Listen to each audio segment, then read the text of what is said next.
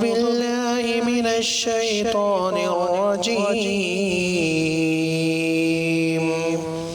بسم الله الرحمن الرحيم. إن الحمد لله نحمده ونستعينه ونستغفره ونعوذ بالله من شرور أنفسنا ومن سيئات أعمالنا من يهده الله فلا مضل له ومن يضلل فلا هادي له وأشهد أن لا إله إلا الله وحده لا شريك له وأشهد أن محمدًا عبده ورسوله أما بعد فإن خير الحديث كتاب الله وخير الهدي هدي محمد صلى الله عليه وعلى آله وسلم وشر الأمور محدثاتها وكل محدثة بدعة وكل بدعة ضلالة وكل ضلالة في النار. قال الله تبارك وتعالى فليعبدوا رب هذا البيت الذي أطعمهم من جوع وآمنهم من خوف.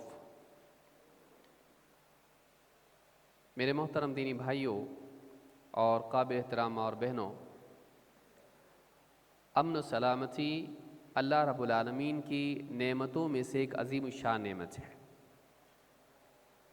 ایک انسان کو اللہ کی طرف سے چین و سکون کا ملنا، امن و امان کا ملنا، یہ اس کے لیے کامیابی کے راستوں کو ہموار کرتا ہے۔ کوئی بھی سماج جب امن و امان میں ہو، اس سماج میں ترقیاں اور اسی طرح سے تجارت اور اسی طرح سے علمی اور سماجی کام بڑھتے ہیں۔ سائنس کی ترقی اس میں ہوتی ہے، معیشت اس میں بڑھتی ہے اور وہ سماج پھلتا پھولتا ہے۔ لیکن اگر اس سماج سے امن و امان نکال دیا جائے، وہ سماج خوف و خطرے میں جینے لگے، تو پھر صرف اپنے سروائیول اور اپنی بقا ہی کی فکر اس کو لگی رہتی ہے اور وہ کوئی بڑا کام نہیں کر پاتا ہے۔ آپ تاریخ اگر دیکھتے ہیں تو آپ کو دکھائی دے گا کہ سائنس کی ترقیاں عام طور سے ایسے ملکوں اور سماجوں میں ہوئی جس میں لوگ امن و امان سے تھے۔ لہٰذا اللہ رب العالمین کی نعمتوں میں سے ایک عظیم الشان نعمت جس کو اللہ تعالیٰ نے قرآن کریم میں بطور نعمت جتایا ہے، وہ امن و سلامتی ہے۔ سورہ قریش میں اللہ تعالیٰ فرماتا ہے فَلْيَعْبُدُوا رَبَّ هَذَا الْبَيْتِ۔ تو قریش کو، عرب والوں کو، لوگوں کو چاہیے کہ وہ اس گھر کے یعنی کعبہ کے رب کی عبادت کریں۔ کعبہ کی نہیں بلکہ کعبہ کے رب کی عبادت کریں۔ فَلْيَعْبُدُوا رَبَّ هَذَا الْبَيْتِ، اس گھر کے رب کی عبادت کریں۔ الَّذِي أَطْعَمَهُم مِّن جُوعٍ، جس نے انہیں بھوک کی حالت میں کھلایا، وَآمَنَهُم مِّن خَوْفٍ، اور انہیں خوف سے امن و امان نصیب کیا۔ خوف سے نجات دے کر انہیں امن و سلامتی سے نوازا۔ تو اللہ رب العالمین نے اپنی نعمت کے طور پر اس بات کو بیان کیا کہ اللہ تعالیٰ نے بھوک کی حالت میں انہیں کھلایا۔ ایک بہت بڑا مسئلہ انسان کا پیٹ کی آگ کا مٹانا، اللہ تعالیٰ نے انہیں رزق دیا کھانے کے لیے۔ اور اسی کے ساتھ ایک دوسری اہم نعمت اللہ نے بیان کی، وہ یہ کہ خوف سے ان کو امن و سلامتی اللہ تعالیٰ نے عطا فرمائی۔ اس سے معلوم ہوتا ہے کہ امن و سلامتی ایک بہت بڑی نعمت ہے۔ اللہ کے نبی صلی اللہ علیہ وسلم کی ایک دعا بھی یہ بتاتی ہے کہ یہ مانگنے کی چیز ہے۔ اور دوسری بات یہ کہ امن و سلامتی کا تعلق ایمان سے ہے، اسلام سے ہے۔ اللہ کے نبی صلی اللہ علیہ وسلم کی معروف سنت ہے، عبداللہ ابن عمر رضی اللہ تعالیٰ عنہ کہتے ہیں کان رسول اللہ صلی اللہ علیہ وسلم اذا رأى الہلال، جب اللہ کے نبی صلی اللہ علیہ وسلم مہینے کا پہلا چاند، جس کو ہلال کہتے ہیں، پہلی تاریخ کا چاند ہلال دیکھتے تو آپ یہ دعا پڑھتے ہیں اللہم اہلہ علینا بالامن والایمان والسلامة والاسلام والتوفیق لما نحب تحب وترضى ربنا وربک اللہ۔ یہ بہت پیاری دعا ہے جو اللہ کے نبی صلی اللہ علیہ وسلم ہر مہینے کی شروعات میں چاند دیکھ کر پڑھتے تھے۔ یہ رمضان کے ساتھ خاص نہیں ہے بلکہ پہلا چاند جس کو ہلال کہتے ہیں، آپ اس چاند کو دیکھ کر یہ دعا پڑھتے تھے۔ کیا دعا ہے؟ اللہم اہلہ علینا بالامن والایمان، اے اللہ اس چاند کو، اس ہلال کو ہم پر نمودار کر امن اور ایمان کے ساتھ، امن اور ایمان، امن کے ساتھ میں اور ایمان کے ساتھ، والسلامتی والاسلام، اور سلامتی اور اسلام کے ساتھ، اور والتوفیق لما تحب و ترضا، اور اے اللہ اس توفیق کے ساتھ، ان اعمال کی توفیق کے ساتھ جو تو پسند کرتا ہے، جن سے تو راضی ہوتا ہے۔ ربنا و ربک اللہ، ہمارا رب بھی اللہ ہے اور تیرا رب بھی اللہ ہے۔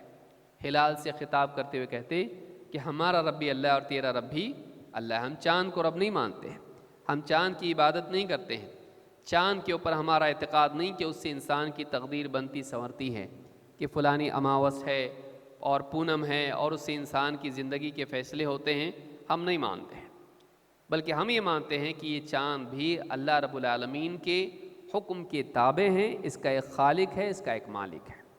ربنا و ربک اللہ، ہمارا رب بھی اللہ ہے اور تیرا رب بھی اللہ ہے۔ اس حدیث میں اس حدیث کو امام ابن حبان اور امام الدارمی نے روایت کیا ہے اور یہ حدیث صحیح ہے۔ اس حدیث سے بات معلوم ہوتی ہے کہ اللہ کے نبی صلی اللہ علیہ وسلم اللہ تعالیٰ سے دعا کرتے تھے کہ ہر مہینہ جو نیا مہینہ آیا ہے وہ امن و امان کے ساتھ، امن اور ایمان کے ساتھ ہو اور سلامتی اور اسلام کے ساتھ ہو، اس سے مدینہ والوں کو، مسلمانوں کو امن نصیب ہو اور ایمان کی توفیق، ان کے عقیدے کی پختگی اس میں ہو، اسی طرح سے ان کے مال، ان کی جان، ان کی عزتیں سلامت رہیں، اور اسی کے ساتھ انہیں اللہ تعالیٰ کے بھیجے ہوئے دین اسلام پر چلنے کی توفیق بھی ملے، ہر اس عمل کی توفیق ملے جسے اللہ تعالیٰ پسند کرتا ہے اور سے راضی ہوتا ہے۔ اس حدیث سے بات معلوم ہوتی ہے، اس دعا سے بات معلوم ہوتی ہے کہ اللہ کے نبی صلی اللہ علیہ وسلم کی نگاہ میں امن اور سلامتی کی کتنی اہمیت تھی کہ آپ اللہ تعالیٰ سے ہر مہینے کی شروعات میں دعا کرتے تھے کہ اللہ ہم کو امن و سلامتی عطا فرما۔ مزید یہ بات بھی معلوم ہوتی ہے کہ کہیں نہ کہیں امن کا ایمان سے تعلق ہے اور سلامتی کا اسلام سے تعلق ہے۔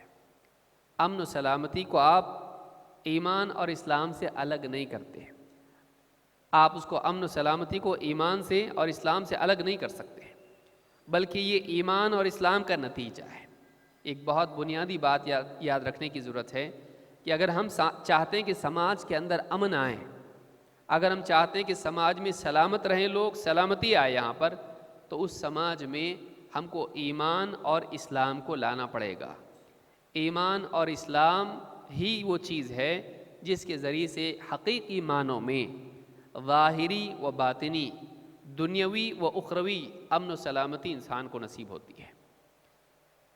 کسی ایک حصے میں زندگی کے آدمی کو امن مل سکتا ہے اسلام کے بغیر، ایمان کے بغیر، لیکن حقیقی معنوں میں کامل درجے میں امن اور سلامتی اسلام اور ایمان کے بغیر نہیں مل سکتی، اور آخرت میں سلامتی اور امن ناممکن ہے۔ اس کا مدار ایمان اور اسلام ہی پر ہے۔ قرآن کریم میں اللہ رب العالمین نے دنیا اور آخرت میں امن کو ایمان کا نتیجہ قرار دیا ہے، اور امن اللہ کی طرف سے عطا کیا جاتا ہے ان لوگوں کو جو اپنے ایمان کو سنبھالیں۔ جو لوگ دنیا میں اپنے ایمان کو سلامت رکھتے ہیں، اللہ تعالیٰ اپنی طرف سے ان کو امن و سلامتی عطا فرماتا ہے، دنیا میں بھی اور آخرت میں بھی۔ قرآن کریم میں سورہ الانعام میں آیت نمبر 82 میں اللہ تعالیٰ فرماتا ہے الذین آمنوا ولم یلبسوا ایمانہم بظلم اولئک لہم الامن وہم مہتدون۔ جو لوگ ایمان لائے اور انہوں نے اپنے ایمان میں ظلم کی ملاوٹ نہیں کی، یہاں ظلم سے مراد شرک ہے، اللہ کے حق میں ظلم کہ اللہ کا حق کسی اور کو دیا جائے، یہ ظلم ہے۔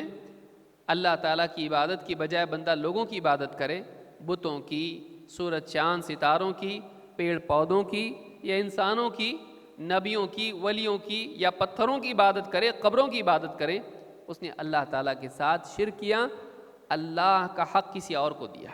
اللہ کا حق کیا ہے؟ اللہ کی عبادت کرنا اللہ کا حق ہے۔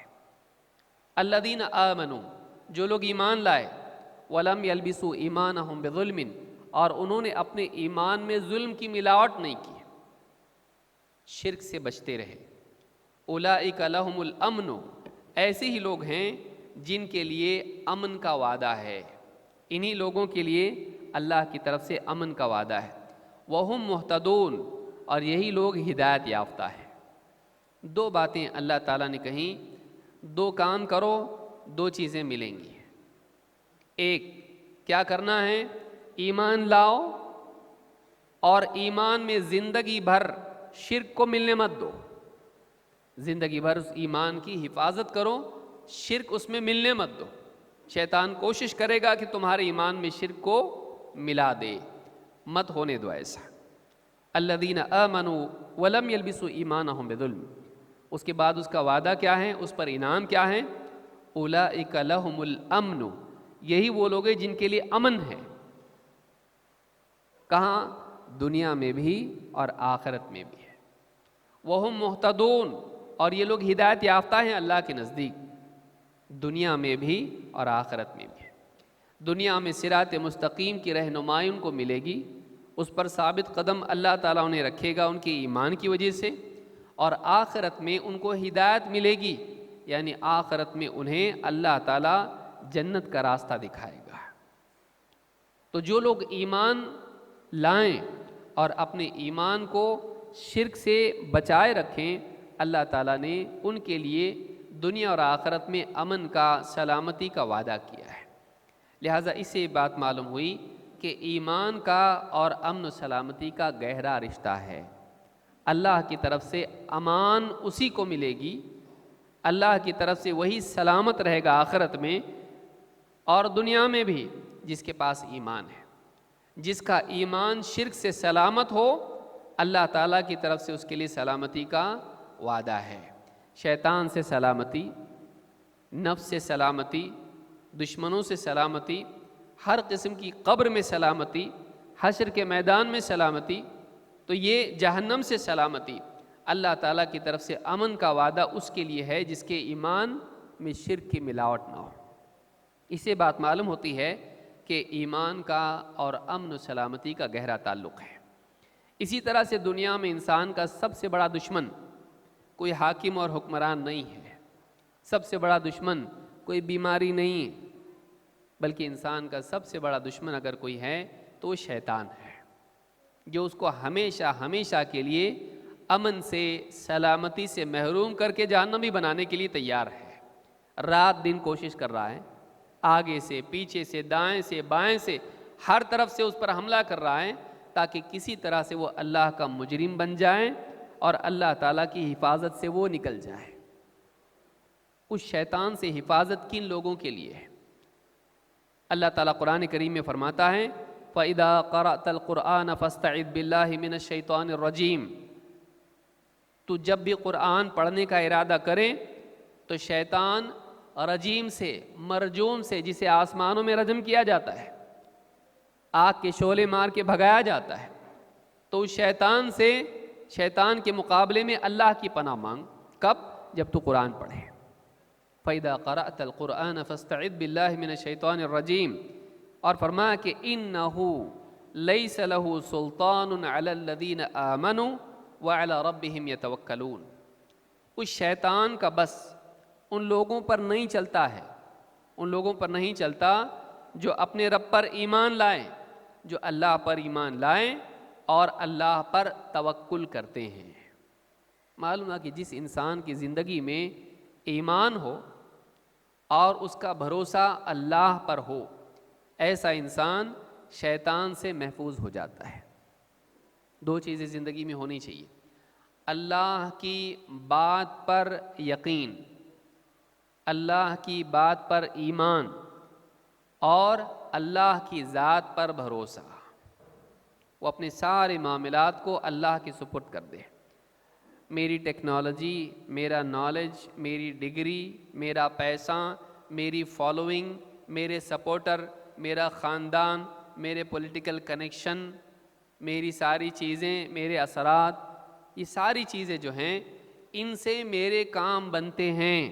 نہیں، اللہ تعالیٰ میرے کاموں کو بناتا ہے، وہ چاہے تو بگاڑ دے، صحت، تندرستی، مال و دولت، دنیا کی کامیابی، خوشی، ناخوشی، کامیابی، ناکامی، صحت، بیماری، زندگی، موت، ہر قسم کی چیز اللہ کی طرف سے آتی ہے۔ اللہ پر بھروسہ رکھنا کہ اللہ ہمارے کاموں کو بنائے گا، اللہ کے سوا ہمارے مسائل کو کوئی حل نہیں کر سکتا ہے۔ تو اللہ نے فرمایا کہ شیطان کا زور کن پر نہیں چلتا ہے؟ شیطان کا زور ان پر نہیں چلتا ہے جو اللہ پر ایمان رکھتے ہیں، اللہ کی بات پر یقین کرتے ہیں، وَعَلَىٰ رَبِّهِمْ يَتَوَكَّلُونَ، اور وہ اپنے رب پر توکل کرتے ہیں۔ تو ایمان اور توکل یہ دو بنیادی چیزیں ہیں جن کے نتیجے میں ایک انسان شیطان سے محفوظ ہو جاتا ہے، شیطان سے سلامت رہتا ہے۔ تو امن و سلامتی جب بھی یہ ذکر آتا ہے، ہم دنیا میں فسادات ہمارے ذہن میں آ جاتے ہیں کہ رائٹس ہوں گے تو کیا، ظالم بادشاہ ہوگا تو کیا، سیلاب آ گیا، طوفان آئے گا تو کیا۔ ہم مادی اعتبار سے ہی ڈرتے ہیں، لیکن حقیقت میں ہمیں ڈرنا چاہیے ان چیزوں سے جو ہمیں اللہ کے عذاب کے حقدار بناتے ہیں، جو چیزیں ہمیں اللہ تعالیٰ کی سزا، اس کے عذاب کی حقدار بناتی ہیں۔ اگر ڈرنا چاہیے تو ہمیں دنیا کی مصیبتوں سے نہیں، بلکہ ہم کو آخرت کی مصیبت سے ڈرنا چاہیے۔ دنیا کے بادشاہ سے نہیں، کائنات کے بادشاہ سے، جو دنیا اور آخرت دونوں کا بادشاہ ہے، اس کی پکڑ سے، اس کی سزا سے، اس کے عذاب سے ہم کو ڈرنا چاہیے۔ اس سے حفاظت کے لیے پہلی چیز اور بنیادی چیز کیا ہے؟ ایمان۔ ایسا ایمان جو شرک سے پاک ہو، جس میں شرک کی کوئی آمیزش نہ ہو۔ آئیے دیکھتے ہیں دنیوی اعتبار سے امن و امان کیسے آتا ہے۔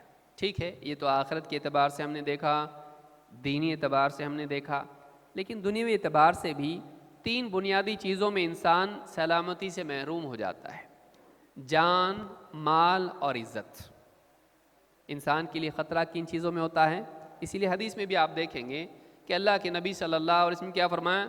تمہاری جان، تمہارا مال، تمہاری عزت ایک دوسرے پر حرام ہے۔ یعنی تم کسی کا مال ضائع نہیں کر سکتے، کسی کی جان کو نقصان نہیں پہنچا سکتے، کسی کی عزت خراب نہیں کر سکتے۔ ہر مسلمان کے لیے دوسرے مسلمان کی جان، مال اور عزت محترم ہے، اس کو خراب نہیں کر سکتا ہے، اس کو نقصان نہیں پہنچا سکتا ہے۔ لہٰذا عام طور سے سماج میں انہی تین چیزوں کے بارے میں فساد ہوتا ہے: یا تو کسی کی جان کو نقصان ہوگا، مار پیٹ ہوئی، قتل کیا، یا پھر کسی کا مال چھینا، چوری، جھوٹ، دھوکہ، غصب کرنا، ظلم کیا، یا پھر کسی کی عزت خراب کی، اس کے خلاف میڈیا کو استعمال کیا، اس پر تہمتیں لگائی اور اس طرح کی چیزیں ہیں۔ تو سماج میں سلامتی کیسے آتی ہے اور اس کا ایمان سے کیا تعلق ہے؟ کتنا گہرا تعلق اس کا ایمان سے ہے؟ آئیے اس کو بھی دیکھتے ہیں۔ اللہ کے نبی صلی اللہ علیہ وسلم نے امن و سلامتی کو ایمان کے ساتھ جوڑا ہے اور بتایا کہ ایمان کا اور اسلام کا تقاضا ہے کہ ایک مسلمان دوسروں کے لیے امن والا اور سلامتی والا بنے۔ معلوم ہوا کہ امن و سلامتی یہ ایک نتیجہ ہے، اس کی بنیاد ایمان اور اسلام ہے۔ یہ ایمان اور اسلام سے پیدا ہونے والی چیز ہے۔ اللہ کے رسول صلی اللہ علیہ وسلم کے صحابی فضالہ ابن عبید کہتے ہیں، قال رسول اللہ صلی اللہ علیہ وسلم فی حجۃ الوداع، حجۃ الوداع جو حج اللہ کے نبی صلی اللہ علیہ وسلم نے کیا، جو اپنی وفات سے پہلے کیا تھا، اس حج میں اللہ کے نبی صلی اللہ علیہ وسلم نے فرمایا، الا اخبرکم بالمؤمن، کیا میں تمہیں نہ بتاؤں کہ مومن کون ہے؟ مومن کون ہے؟ اور آپ نے خود ہی جواب دیتے ہوئے فرمایا، من امنہ الناس علی اموالہم وانفسہم، کہ لوگ جس سے اپنے مال اور اپنی جان کو امن میں محسوس کریں۔ مومن کون ہیں؟ لوگ جس سے اپنی جان کو اور اپنے مال کو محفوظ امن میں محسوس کریں۔ اور آپ نے فرمایا والمسلم من سلم الناس من لسانہ ویدہ، اور مسلم وہ ہے جس کی زبان اور ہاتھ سے دوسرے لوگ سلامت رہیں۔ آج جو ہم جس عنوان پہ گفتگو کر رہے ہیں، امن اور سلامتی، اللہ کے رسول صلی اللہ علیہ وسلم بتا رہے ہیں کہ مومن وہ ہے جس سے لوگ امن میں رہیں، مسلم وہ ہے جس سے لوگ سلامت رہیں، معلوم یہ ہوا کہ جب حقیقی معنوں میں ایمان زندگی میں آتا ہے تو دوسروں کے لیے ایسا انسان امن والا بنتا ہے۔ حقیقی معنوں میں جب انسان کی زندگی میں اسلام آتا ہے تو دوسروں کو سلامتی دینے والا بن جاتا ہے۔ تو معلوم یہ ہوا کہ جب تک کہ زندگی میں ایمان اور اسلام نہیں آئے گا، ایسا انسان دوسروں کے لیے امن و سلامتی والا نہیں بن سکتا ہے۔ لہٰذا اگر ہم چاہتے ہیں کہ ہمارے معاشرے میں امن و سلامتی آئیں تو ہم کو ایمان اور اسلام کو عام کرنے کی کوشش کرنا چاہیے، رسمی طور پر نہیں، حقیقی معنوں میں واقعی ایمان زندگی میں آئے، واقعی اسلام زندگی میں آئے۔ اس حدیث کو جس کو میں نے ذکر کیا امام احمد اور ابن ماجہ نے روایت کیا ہے۔ اسی طرح سے آپ دیکھیں کہ جب واقعی ایمان انسان کی زندگی میں آتا ہے تو دوسروں کو تکلیف سے بچانے کا مزاج انسان میں پیدا ہوتا ہے، اور اللہ کے نبی صلی اللہ علیہ وسلم نے دوسروں سے تکلیف دینے والی چیزوں کو ہٹانا، اس کو بھی ایمان میں شامل کیا ہے۔ معلوم ہوا کہ اس کا ایمان سے تعلق ہے۔ اللہ کے رسول صلی اللہ علیہ وسلم فرماتے ہیں الایمان بضع و سبعون شعبہ، ایمان کی 70 سے کچھ زیادہ شاخیں ہیں۔ ایمان کے شعبے ہیں، ایمان کے کئی حصے ہیں، کئی شاخیں ہیں، جیسے پیڑ کی کئی شاخیں ہوتی ہیں، تو ایمان کی 70 سے زیادہ شاخیں ہیں۔ اور آپ نے فرمایا افضلھا لا الہ الا اللہ، اس میں سب سے جو اعلیٰ شاخ ہے وہ کہا کہ وہ کیا ہے؟ قول لا الہ الا اللہ، انسان کا اپنی زبان سے کہنا اللہ کے سوا کوئی عبادت کے لائق نہیں۔ وَأَدْنَاهَا وَأَوْضَعُهَا إِمَاطَةُ الْأَذَى، اور ایک روایت میں ہے وَأَدْنَاهَا إِمَاطَةُ الْأَذَى عَنِ الطَّرِيقِ، اور ایمان کی شاخوں میں، ایمان کے اعمال میں سے، ایمان کی خصلتوں میں سے سب سے نچلا عمل اگر کوئی ہے تو راستے سے تکلیف دینے والی چیز کو ہٹا دینا۔ وَالْحَيَاءُ شُعْبَةٌ مِّنَ الْإِيمَانِ، اور حیا کرنا، غلط عمل کرنے سے شرمانا، یہ بھی ایمان ہی کی خصلتوں میں سے خصلت ہے۔ شعبہ کا مطلب کیا؟ ایمان کی خصوصیات میں سے، ایمان کی خصلتوں میں سے یہ کہ جب ایمان زندگی میں آتا تو یہ بھی آتا ہے۔ تو آپ دیکھیے اللہ کے نبی صلی اللہ علیہ وسلم فرما رہے ہیں کہ ایمان کا سب سے نچلا شعبہ، سب سے کم تر شعبہ، سب سے چھوٹی خصلت یہ ہے کہ ایک انسان راستے سے ایسی چیز کو ہٹا دے جس سے دوسروں کو تکلیف ہوتی ہے۔ معلوم یہ ہوا کہ ایمان جب زندگی میں آتا ہے تو ایک انسان کا مزاج یہ بنتا ہے کہ دوسروں سے تکلیف کو ہٹائے۔ جب ایسا مزاج انسان کا بنے گا تو دوسروں کو تکلیف کیسے دے سکتا ہے؟ اور اگر سماج میں سارے ایمان والے بن جائیں، سارے ایمان والے ہو جائیں تو ہر مسلمان، ہر ایمان والا دوسروں کو تکلیف دینے کی بجائے دوسروں سے تکلیف کو ہٹانے والا بنے گا۔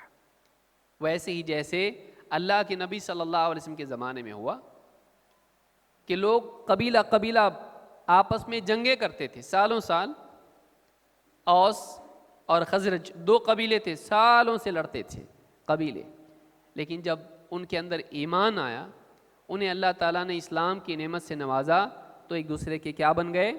بھائی بن گئے، اور ایک دوسرے کے لیے جان دینے والے بن گئے۔ وہ ایک دوسرے کی جان لینے والے تھے لیکن جنگوں میں ایک دوسرے کی حفاظت کرنے والے، ایک دوسرے کی تکلیف میں اس کے کام آنے والے بنے۔ تو معلوم ہوا کہ اسلام جب حقیقی معنوں میں زندگی میں آتا ہے، ایمان دل میں آتا ہے، تو ایسا انسان دوسروں سے تکلیف ہٹانے والا بنتا ہے۔ اس حدیث کو امام مسلم نے کتاب الایمان میں ذکر کیا ہے۔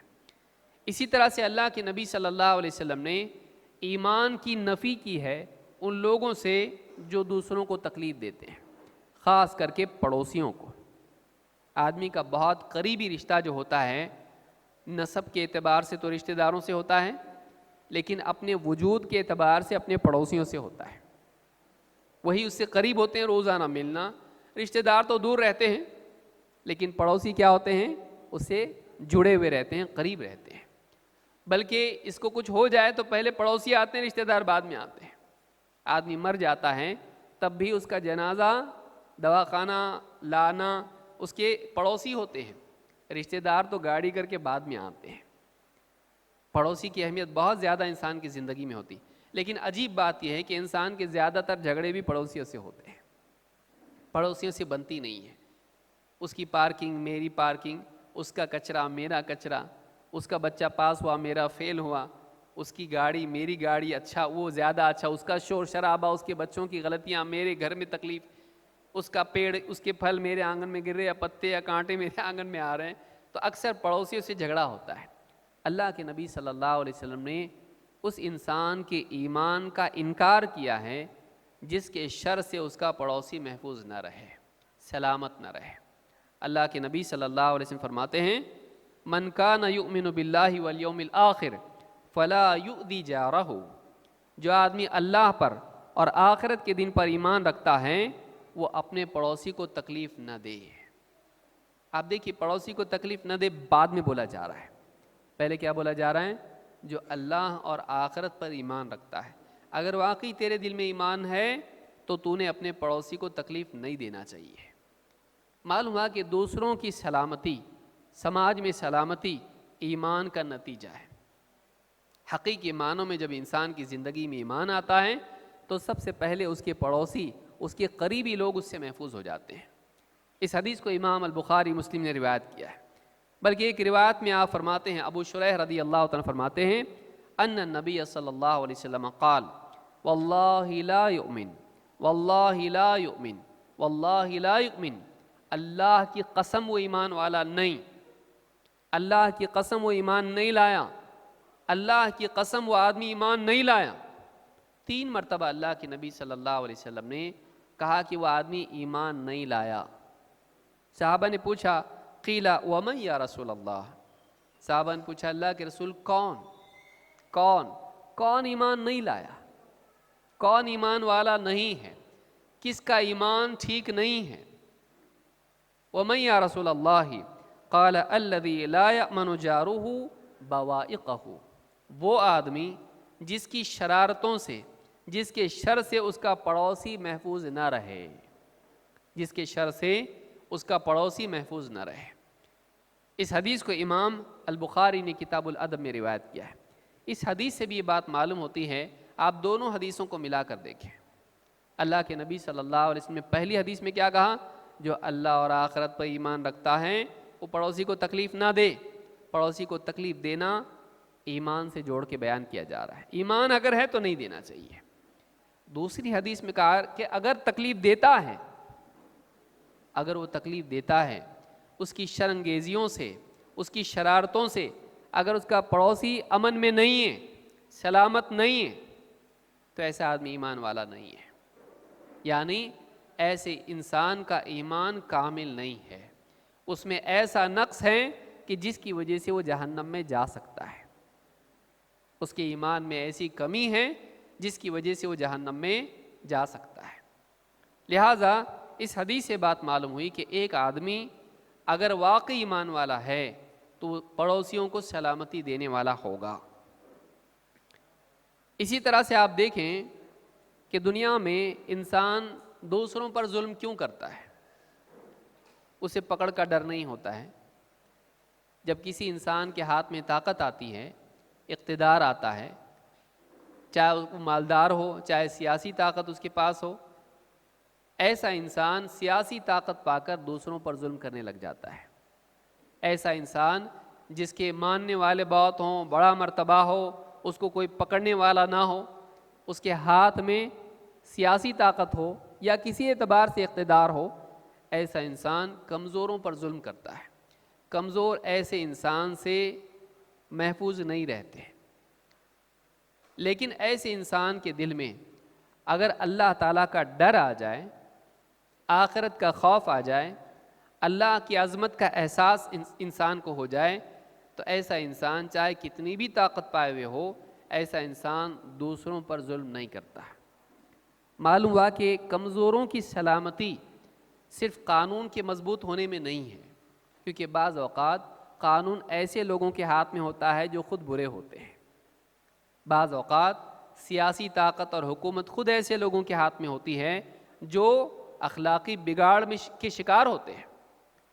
تو پھر انسان سلامت کیسے رہے گا؟ اس کو سدھارنے کا طریقہ کیا ہے؟ اس کو بچانے کا طریقہ کیا ہے؟ جب جج ہی بگڑا ہوا ہو، جب پولیس ہی خراب ہو، جب بادشاہی ظالم ہو، اب بتائیے کیسے سلامت رہے گا انسان؟ تو معلوم ہوا کہ جب تک کہ اندر روکنے والی طاقت نہ ہو باہر کی طاقت واقعی کام کر سکتی ہے نہیں۔ بعض اوقات ایک انسان طاقتور ہوتا ہے، پولیس اس تک پہنچتی بھی ہے، قانون اس تک پہنچتا بھی ہے، لیکن اپنی طاقت کا استعمال کر کے وہ اپنے آپ کو بچا لیتا ہے۔ تو ایسے انسان سے بچنے کا راستہ کیا ہے؟ ایسے لوگوں کو بنانے کا راستہ کیا ہے؟ روکنے کا راستہ کیا ہے؟ سیاسی طاقت نہیں، ایسے لوگوں کو روکنے کا طاقت کا طریقہ اور راستہ اندر کی طاقت ہے۔ ایمان کے ذریعے سے ایسے انسان کو پھر چاہے وہ گھر میں ہو، بازار میں ہو، جنگل میں ہو، کہیں بھی ہو، پہاڑ کے اوپر ہو، ایسا انسان جب اللہ سے ڈرنے والا بن جائے تو ایسا انسان پھر کسی پہ ظلم نہیں کرتا، چاہے کتنی طاقت اس کے ہاتھ میں کیوں نہ ہو۔ اللہ کے نبی صلی اللہ علیہ وسلم کے ایک ساتھی صحابی ہیں ابو مسعود انصاری، کہتے ہیں کنت اضرب غلاما لی بالصوت، میں اپنے غلام کو چابک سے مار رہا تھا۔ اس زمانے میں غلاموں کی حالت کیا تھی آپ جانتے ہیں، آدمی جو چاہے کرتا تھا، کان کاٹ دے تو کوئی پکڑنے والا نہیں تھا غلام کا، سماج میں کوئی اس کو روکنے والا نہیں تھا کہ کیوں کیے ایسا، اس کا غلام ہے تو کان کاٹے یا نہ کاٹے اس کی مرضی۔ اتنا زیادہ مظلوم غلام اس سماج میں تھے۔ کہتے ہیں کہ میں اپنے غلام کی پٹائی کر رہا تھا کوڑے سے، فسمعت صوتا من خلفی، میں اپنے پیچھے سے میں نے ایک آواز سنی ہے، اعلم ابا مسعود، اے ابو مسعود اچھی طرح جان لو، اچھی طرح جان لو۔ کہتے ہیں فلم افہم الصوت من الغضب، اتنا غصہ مجھ کو تھا، فلم افہم الصوت، مجھے آواز سمجھ میں نہیں آئی کہ بات کیا ہے، کون بول رہا ہے، کیا بول رہا ہے، خالی آواز سنائی دی، کیونکہ سنائی تو دی لیکن سمجھ میں نہیں آیا۔ بعض اوقات آدمی اتنے غصے میں ہوتا ہے کہ جو روکنے والے جو بول رہے ہیں اس پہ دھیان نہیں جاتا ہے، اتنا غصے میں تھے۔ کہتے ہیں فلم افہم الصوت من الغضب قال فلما دنا منی اذا ہوا رسول اللہ صلی اللہ علیہ وسلم، لیکن بولنے والا جب مجھ سے قریب آیا تو میں نے دیکھا وہ اللہ کے رسول صلی اللہ علیہ وسلم ہے۔ کہتے ہیں کہ فلما دنا منی اذا ہوا رسول اللہ صلی اللہ علیہ وسلم فاذا هو يقول اعلم ابا مسعود اعلم ابا مسعود، اللہ کے رسول صلی اللہ علیہ وسلم کہہ رہے تھے اے ابو مسعود اچھی طرح جان لو، اے ابو مسعود اچھی طرح جان لو۔ کہتے ہیں فالقیت الصوت من یدی من ہیبتہ، اللہ کے نبی صلی اللہ علیہ وسلم کی ہیبت مجھ پر اتنی طاری ہو گئی کہ میرے ہاتھ سے وہ لکڑی یا وہ چابک گر گیا، میرے ہاتھ سے وہ صوت، وہ ہنٹر گر گیا نیچے۔ قال اعلم ابا مسعود، آپ نے فرمایا اے ابو مسعود اچھی طرح جان لو ان اللہ اقدر علیک منک علی ھذا الغلام، اس لڑکے پر تم جتنے قادر ہو اس سے زیادہ اللہ تم پر قادر ہے۔ تم جو چاہے اس کے ساتھ کر سکتے ہو، اس کو پیٹ سکتے ہو، اس کو مار سکتے ہو، اس کو جو چاہے کر سکتے ہو، اللہ تعالیٰ اس سے زیادہ تم پر قادر ہے۔ اللہ بھی تمہارے ساتھ جو چاہے کر سکتا ہے، اس کی غلطی ہوئی اس لیے تم کو اس کو سزا دے رہے ہو، تم سے غلطی ہوئی اللہ تم کو بھی تو سزا دے سکتا ہے۔ تو جتنا تم اس پر قادر ہو اس سے زیادہ اللہ تعالیٰ تم پر قادر ہے۔ کہتے ہیں فقلت لا اضرب مملوکا بعدہ ابدا، فوراً کہنے لگے اللہ کے رسول اس کے بعد میں کبھی کسی غلام کو نہیں ماروں گا، میں اس کے بعد کبھی کسی غلام کو نہیں ماروں گا۔ اور ایک روایت میں فرماتے ہیں کہ انہوں نے کہا یا رسول اللہ ہوا حر لوجہ اللہ، کہا کہ اللہ کے رسول یہ میں اللہ کی خاطر اس کو میں آزاد کر رہا ہوں، اس غلام کو نہ صرف یہ کہ میں کسی غلام کو نہیں ماروں گا آج کے بعد، بلکہ اس غلام کو بھی میں اللہ کی خاطر آزاد کیے دیتا ہوں۔ فقال اما لو لم تفعل للفحتک النار، آپ نے فرمایا کہ اگر تم ایسا نہیں کرتے، اس کو آزاد نہیں کرتے، تو تمہیں جہنم کی آگ چھو لیتی، لپٹ جاتی تم سے۔ اور ایک روایت میں لمستک النار، تم کو اللہ کی طرف سے سزا کے طور پر آگ چھو لیتی، لپٹ جاتی ہے۔ اس حدیث کو امام مسلم نے کتاب الایمان میں ذکر کیا ہے، ایمان نہیں الایمان۔ آپ دیکھیں گے کہ اس حدیث سے کیا معلوم ہوتا ہے، اس واقعے سے کیا معلوم ہوتا ہے کہ ایک انسان غصے میں ہے، غلام نے غلطی کی، وہ کمزور ہے، یہ طاقتور ہے، یہ اس کو مار پیٹ رہا ہے، رکنے کی وجہ کیا ہے؟ نہ صرف یہ کہ وہ رک جاتا ہے، آئندہ کے لیے بھی عزم کرتا ہے کہ آج کے بعد کبھی نہیں ماروں گا، اور اتنا ہی نہیں بلکہ یہ جس کے ساتھ میں نے برا سلوک کیا، اس کی پٹائی کی، میں اس کو آزاد کیے دیتا ہوں۔ کمزوروں کے لیے سلامتی ایمان میں ہے۔ جب تک کہ سماج میں اللہ کا خوف نہیں آئے گا وہ سماج سلامت نہیں ہو سکتا ہے۔ اگر قانون کا خوف آئے گا ایک حد تک سلامتی آ سکتی ہے۔ کب تک؟ جب پولیس سامنے ہے، جب سی سی ٹی وی دکھائی دے رہا ہے، جب تک کہ ڈر ہے کہ میں پکڑا گیا تو چھوٹوں گا نہیں۔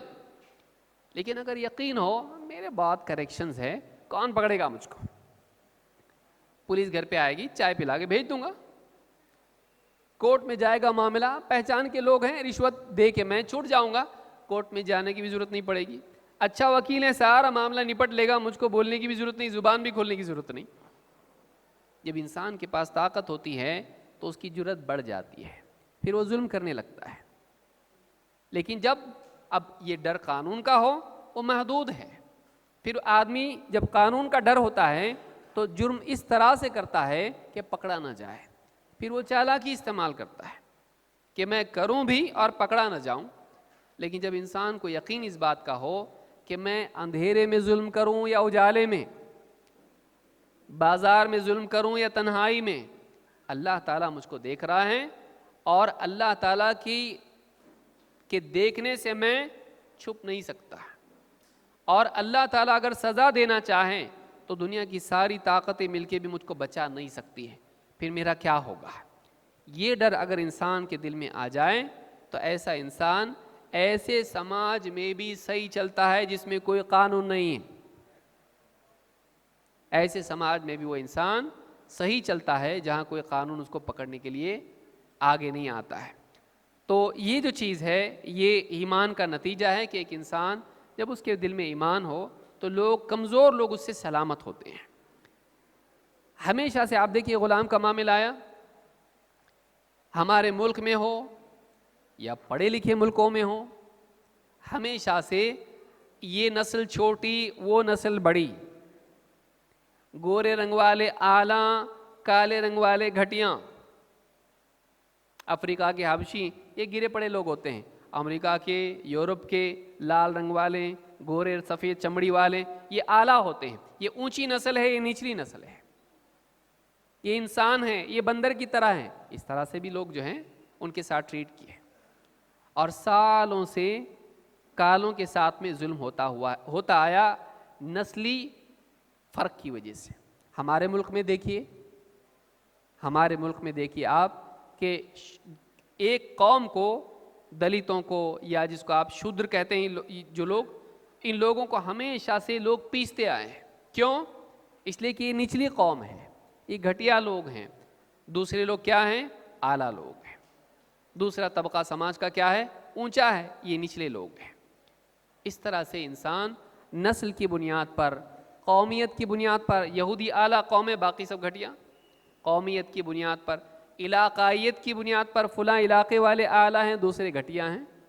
ہمیشہ سے لوگ جو طاقتور، جو اپنے کو اعلیٰ سمجھتے رہے، وہ دوسروں پر ظلم کرتے رہے۔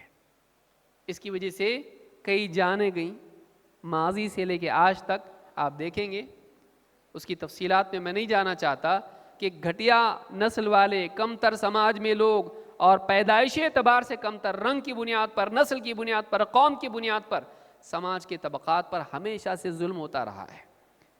ان میں اگر سلامتی، ان کے لیے سلامتی کا راستہ کیا ہے؟ ان کے لیے سلامتی کا راستہ یہ ہے کہ لوگوں کے ذہن میں یہ حقیقت آئے کہ سارے لوگ پیدائش کے اعتبار سے برابر ہوتے ہیں، رنگ و نسل کی بنیاد پر کوئی تفریق نہیں ہوتی ہے، اللہ تعالیٰ نے سب کو برابر پیدا کیا ہے۔ ہاں اگر فرق ہو سکتا ہے تو دینداری کی بنیاد پر کہ اچھا انسان کون ہے، برائیوں سے بچنے والا انسان کون ہے، اس عقیدے کی بنیاد پر کہ اللہ رب العالمین نے پھر یہ فرق کیوں رکھے، ان کو گورا کیوں بنایا، ان کو کالا کیوں، تاکہ تعارف ہو، کوئی کسی سے اعلیٰ گھٹیا اس بنیاد پر نہیں ہے۔ ایک انسان رنگ میں کالا ہے لیکن وہ گورے سے بھی بڑھ سکتا ہے دینداری میں، اچھائیوں میں، صلاحیتوں میں، اور تقویٰ میں، دینداری میں، وہ اس سے بہتر انسان ہو سکتا ہے، اللہ کے نزدیک اس کا بڑا مقام ہو سکتا ہے۔ یہ تصور اسلام میں دیا گیا ہے کہ رنگ کی بنیاد پر، نسل کی بنیاد پر، خاندانوں کی بنیاد پر اونچ نیچ اسلام میں نہیں ہے. اللہ نے سب کو برابر پیدا کیا ہے, ایک ماں باپ کی اولاد ہے. اللہ تعالیٰ قرآن کریم میں فرماتا ہے یا ایھا الناس انا خلقناکم من ذکر و انثی, اے لوگو ہم نے تم کو ایک مرد عورت سے پیدا کیا. معلوم ہے کہ سارے کالے گورے نیلے پیلے جتنے بھی ہیں, سرخ رنگ والے ہوں, گوری چمڑی والے ہوں, کالی چمڑی والے ہوں, موٹی چمڑی والے ہوں, ایک دم اچھی ملائم چمڑی والے ہوں, سارے کے سارے کہاں سے آئے؟ دو لوگوں سے, ایک باپ ایک ماں. ایک جوڑا تھا جس سے سارے لوگ پیدا ہوئے, سب برابر ہیں, ان کا ساروں کا سلسلہ جا کر آدم و حوا سے جڑتا ہے. یا ایھا الناس انا خلقناکم من ذکر و انثی وجعلناکم شعوبا وقبائل لتعارفوا, اور ہم نے تم کو کنبے قبیلوں میں تقسیم کر دیا, پھیلا دیا تم کو. کیوں؟ تاکہ ایک دوسرے پر ظلم کریں, تاکہ ایک دوسرے پر فوقیت جتائے؟ نہیں, لتعارفوا, تاکہ پہچان ہو بس کہ یہ فلاں قوم ہے, یہ فلاں علاقے کے لوگ ہیں, یہ فلاں لوگ ہیں, پہچان ہو بس, اس میں کوئی کسی کے اوپر افضل نہیں ہے. آگے اسی غلط فہمی کو دور کرتے ہوئے فرمایا ان اکرمکم عند اللہ اتقاکم, تمہیں زیادہ شرف والا اللہ کے نزدیک وہ ہے جو زیادہ پرہیزگار ہے, زیادہ گناہوں سے بچنے والا ہے, زیادہ تقوی والا ہے. ان اللہ علیم خبیر, یقیناً اللہ تعالیٰ علم رکھنے والا ہے, خبیر ہے. اس سورہ الحجرات کی آیت نمبر 11 ہے. اللہ کے نبی صلی اللہ علیہ وسلم فرماتے ہیں ان اللہ قد اذهب عنکم عبیۃ الجاہلیہ, اللہ تعالیٰ نے جاہلیت کے گھمنڈ کو تم سے ہٹا دیا ہے. جاہلیت میں لوگ کیا کرتے تھے؟ ہمارا خاندان زبردست, تمہارے سے بڑھ کر سارے علاقے میں ہمارا خاندان سب سے اچھا, اونچا, ٹاپ, بیسٹ, سب سے اچھے ہم لوگ اعلیٰ نسل کے. کہا کہ اللہ تعالیٰ نے جاہلیت کے گھمنڈ کو مٹا دیا. وَفَخَرَهَا بِالْآبَاءِ, اور باپ دادا پر فخر کرنے کو اللہ نے ختم کر دیا. اسلام میں نہیں ہے وہ, اسلام میں نہیں چلے گا. اب کیا ہے؟ انما ہوا مؤمن تقی وفاجر شقی. اب بس ڈویژن دو ہی ہیں, اب تفریق کیا ہے؟ اونچ نیچ کچھ نہیں.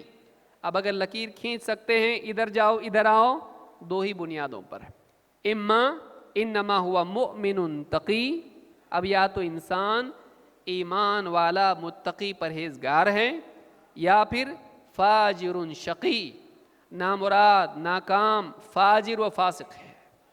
یا تو نیک ہے یا تو بد ہے, ایمان والا ہے یا کافر ہے, دو میں سے ایک ہے. تفریق ہے تو ایسی بس.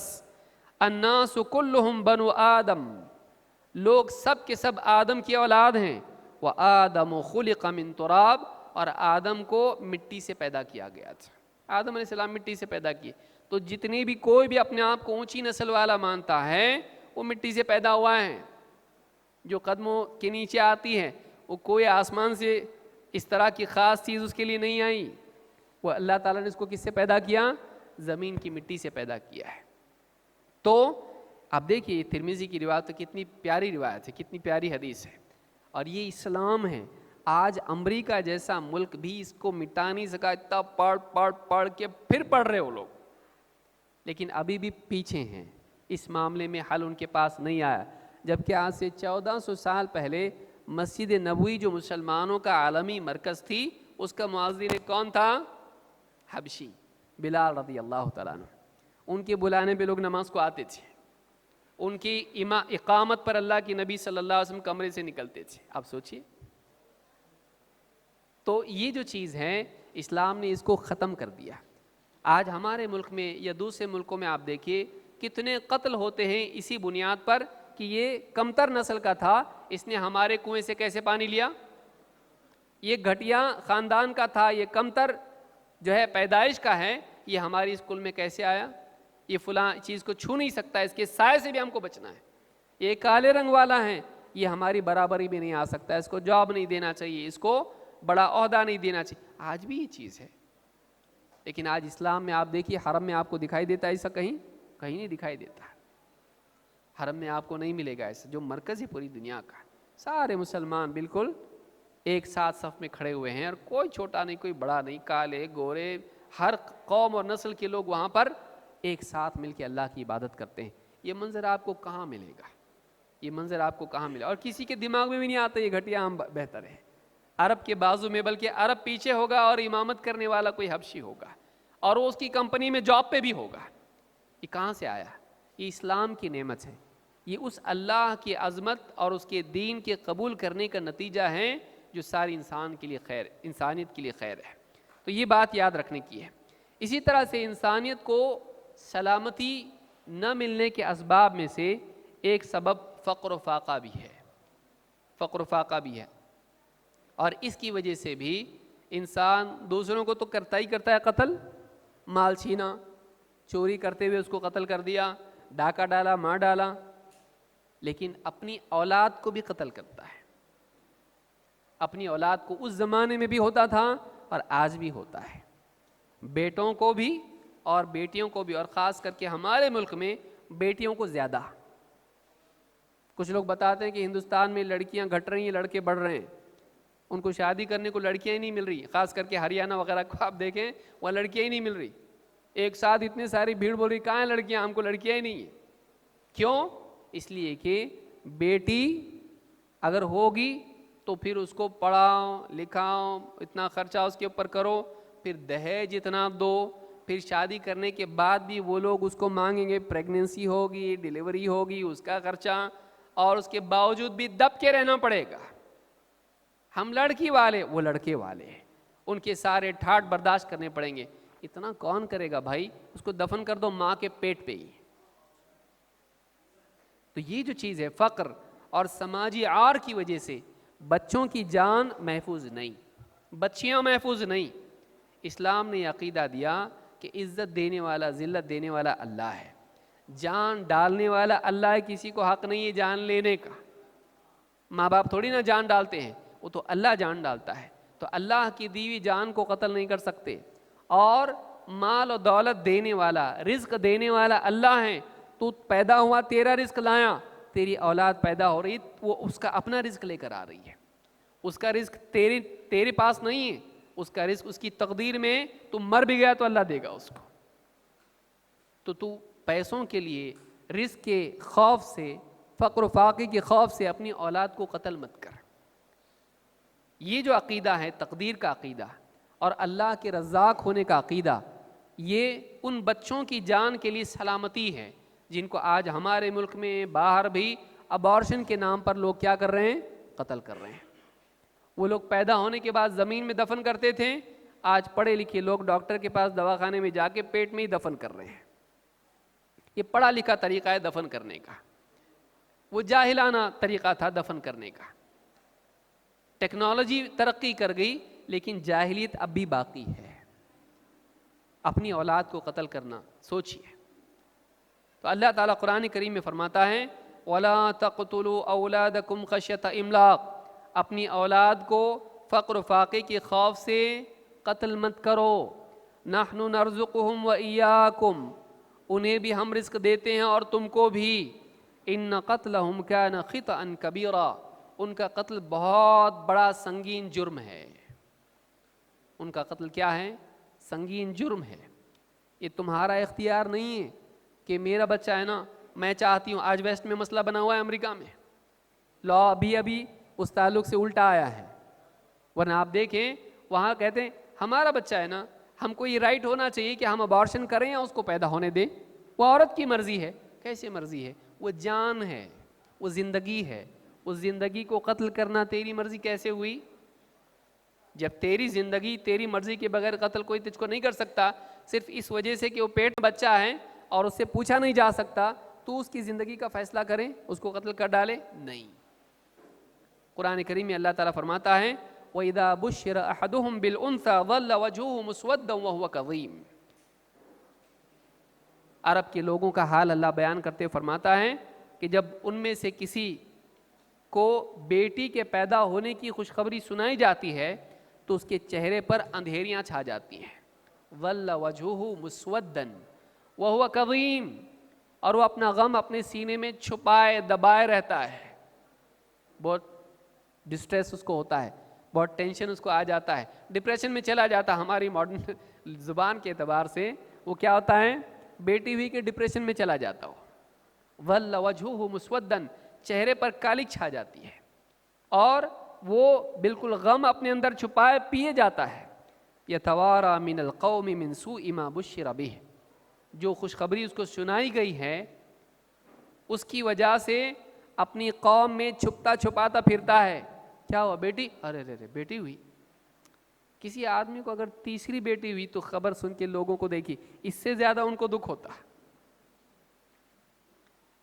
کیا ہوا؟ لڑکا ہوا کہ لڑکی؟ لڑکی. اور کتنے بچے ہیں؟ اور 2 بیٹیاں ہیں. تیسری بھی لڑکی ہوئی؟ ہاں. ارے یعنی کوئی بہت بڑا اس پہ صدمہ، اس کو صدمہ ہو جاتا کہ اس کو دکھ ہوتا کہ کیا پھنس گیا، تو یہ مصیبت میں پڑ گیا. اس زمانے میں بھی عربوں کا حال یہ تھا کہ بیٹی پیدا ہونا ایک غم کی خبر تھی. تو اللہ نے فرمایا یتوارا من القوم من سوء ما بشر بہ، جو خوشخبری اس کو سنائی گئی ہے اس خوشخبری کی وجہ سے وہ اپنی قوم میں اپنا منہ چھپاتا پھرتا ہے. ایمسکہ علی ہون ام یدسہ فی التراب، اسی سوچ میں رہتا ہے کہ اسے ذلت کے ساتھ اٹھائے رکھیں، پالتا رہیں. 2 میں سے ایک آپشن اس کے پاس ہوتا ہے، یا تو ذلت کے ساتھ میں اس بچی کو پالے، اس کی تربیت کرے، اس کو سنبھالے، زندہ رہنے دے، ام یدسہ فی التراب، یا پھر اس کو مٹی میں دبا کے دفن کر دے. کیا کرے؟ سوچتا رہتا ہے کہ کیا کروں، سنبھالوں گا تو بڑی ذلت ہوگی قوم میں بیٹی والا، اور نہیں تو دوسرا آپشن کیا ہے، اسے زمین میں دفن کر دوں. الا ساء ما یحکمون، کیسا برا فیصلہ ہے جو یہ کرتے ہیں. اللہ تعالیٰ نے ان لوگوں کی برائی بیان کی ہے کہ جو لوگ رزق کی وجہ سے، رزق کے خوف کی وجہ سے اولاد کو قتل کرتے ہیں، یا جو لوگ سماجی عار کی وجہ سے اپنی اولاد کو قتل کرتے ہیں، بیٹیوں کو قتل کرتے ہیں.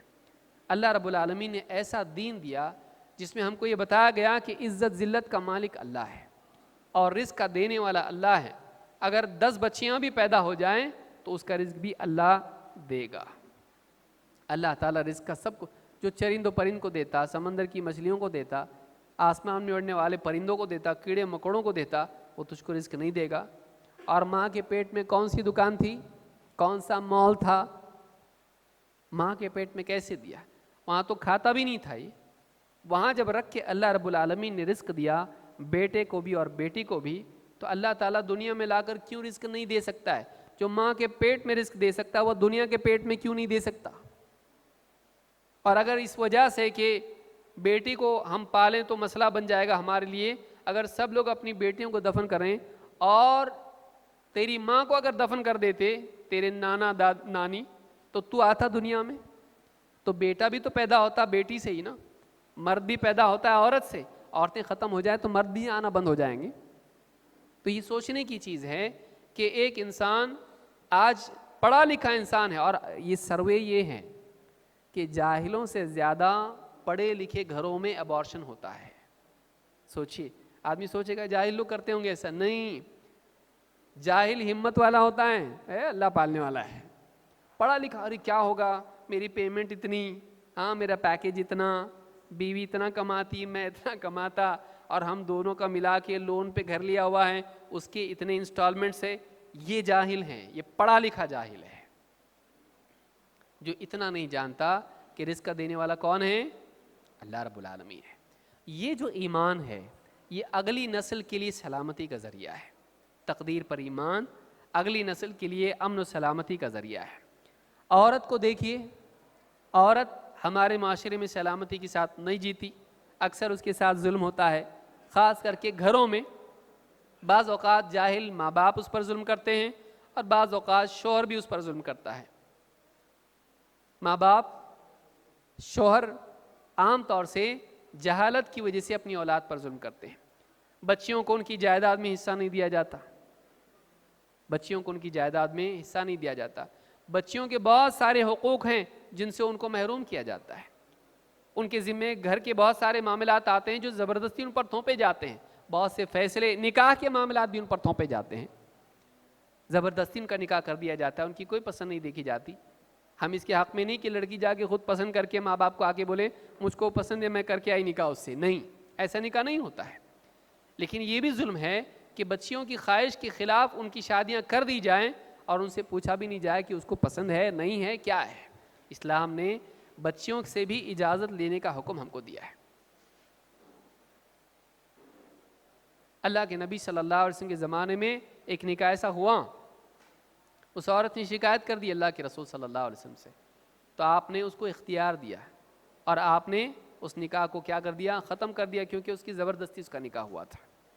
تو اس طرح کے معاملات میں چاہے بچیوں کا معاملہ ہو چاہے بیوی کا معاملہ ہو, بیوی کے اوپر شوہر کا ظلم, کتنے شوہر ایسے ہیں جو بات بات پر بیوی کو ذلیل کرتے ہیں صرف اس وجہ سے کہ دہیج نہیں آیا.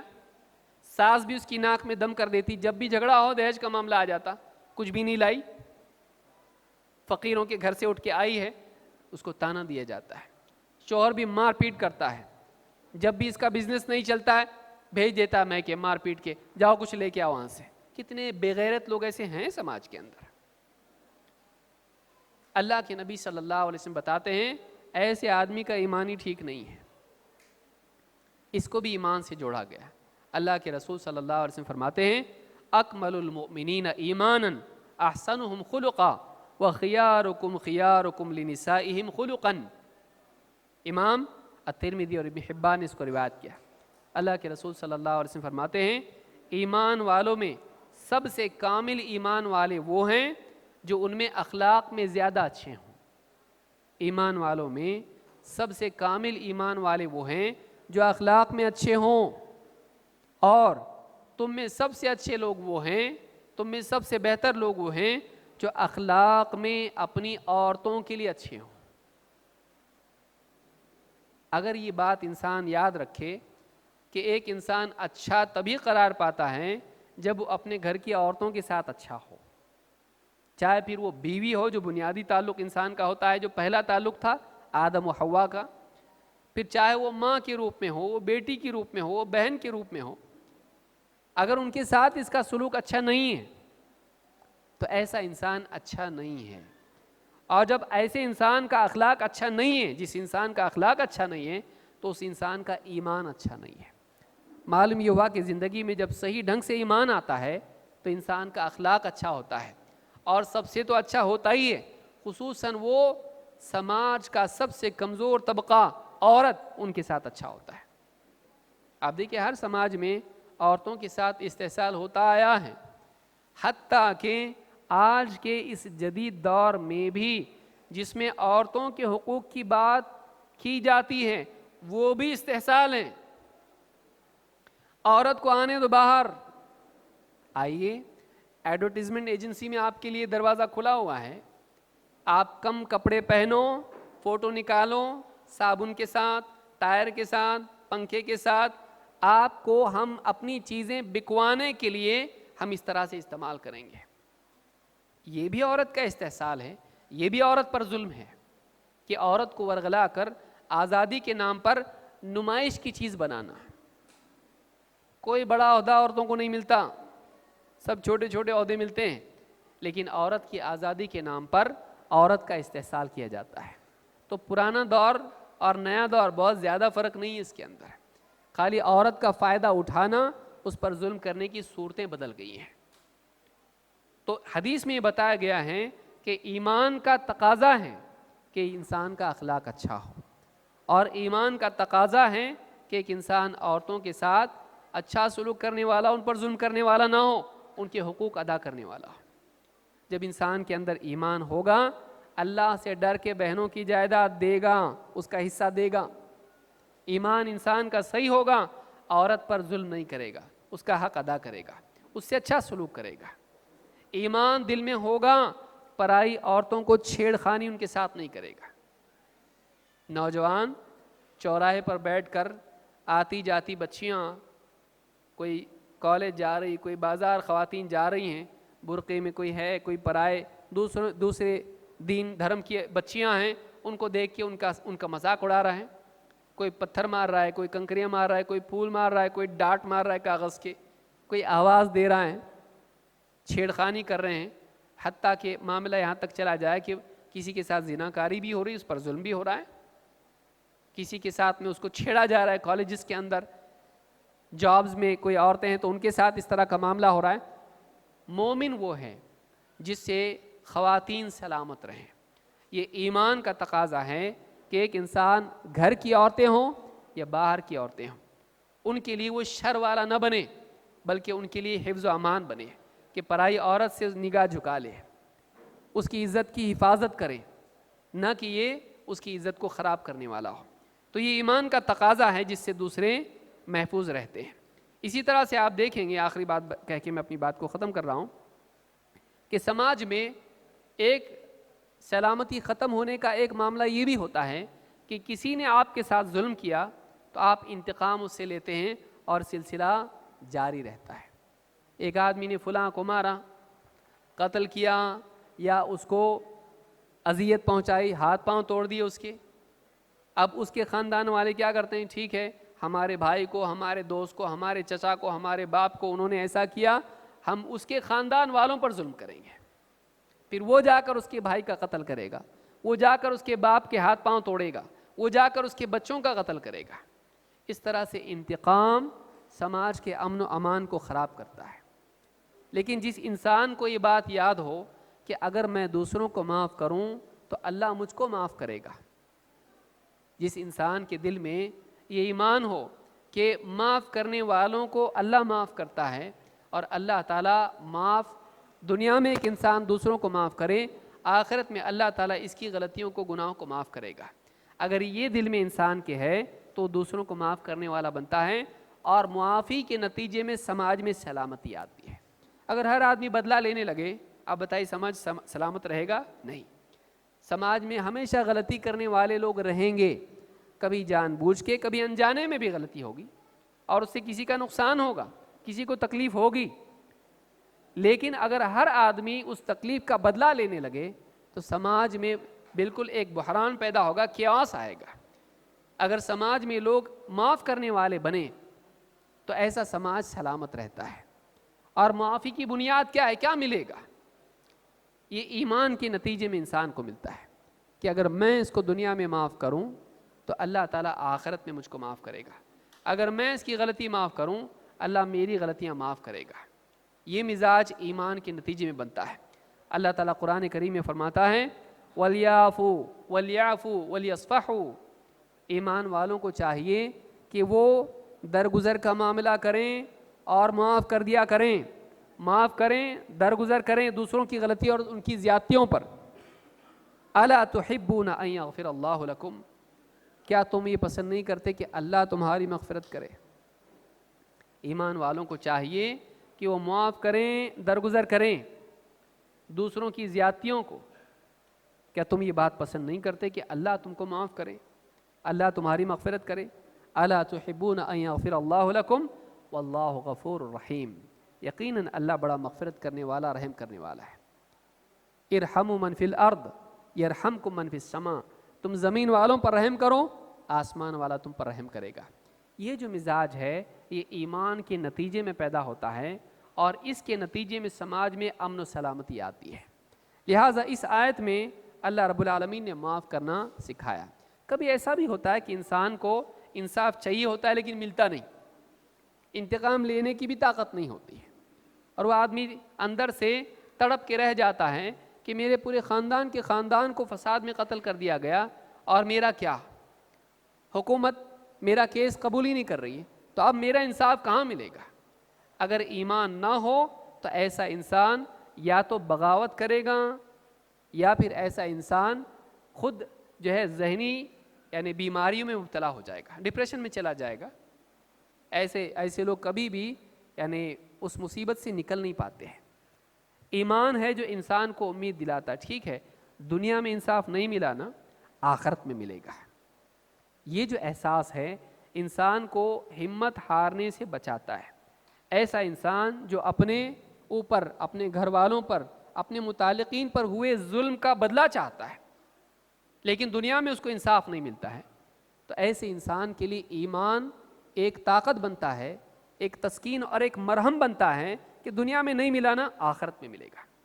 اللہ تعالیٰ قرآن کریم میں فرماتا ہے وَلَا تَحْسَبَنَّ اللَّهَ غَافِلًا عَمَّا يَعْمَلُ الظَّالِمُونَ، ظالم دنیا میں جو کچھ کر رہے ہیں تم لوگ ایسا مت سمجھنا کہ اللہ تعالیٰ اس سے غافل ہے، تو اس گمان میں مت رہنا، اس دھوکے میں مت رہنا، اس غلط فہمی میں مت رہنا کہ ظالم دنیا میں جو کچھ بھی شر پسندی کر رہے ہیں، شر مچا رہے ہیں، اللہ تعالیٰ اس سے غافل ہے۔ اللہ نہیں دیکھ رہا، ایسا نہیں ہے، اللہ دیکھ رہا ہے۔ انما یؤخرہم لیوم تشخص فیہ الابصار، اللہ تعالیٰ انہیں ایک ایسے دن کے لیے مہلت دے رہا ہے جس میں نگاہیں اٹھی کی اٹھی رہ جائیں گی، ہیبت سے آنکھیں کھلی کی کھلی رہ جائیں گی، سب لوگ گھبرائے ہوئے ہوں گے اس دن، خاص کر کے وہ لوگ جنہوں نے دنیا میں دوسروں پر ظلم و ستم کیے تھے۔ تو ایسا مت سوچنا کہ اللہ تعالیٰ کو معلوم نہیں دنیا میں کیا ہو رہا ہے، ایسا مت سمجھنا کہ تجھ پر جو ظلم ہوا ہے وہ اللہ تعالیٰ کے علم سے یہ چیز غائب ہے یا اللہ اس سے غافل ہے، نہیں، اللہ تعالیٰ ہر چیز کو جانتا ہے، ہر چیز کو دیکھتا ہے۔ پھر کیوں نہیں مل رہا دنیا میں انصاف؟ کیوں ظالم پھل رہے پھول رہے یہاں پہ؟ کیوں ان کو طاقت مل رہی یہاں پہ؟ کیوں وہ بچے ہوئے، کیوں محفوظ ہیں؟ اللہ تعالیٰ نے دنیا میں ان کو مہلت دی ہے۔ دنیا کی زندگی جیسے ختم ہو جائے گی، قیامت کا دن قائم ہوگا، اللہ تعالیٰ اس دن ہر اس انسان کو انصاف دلائے گا جس کو دنیا میں انصاف نہیں ملا۔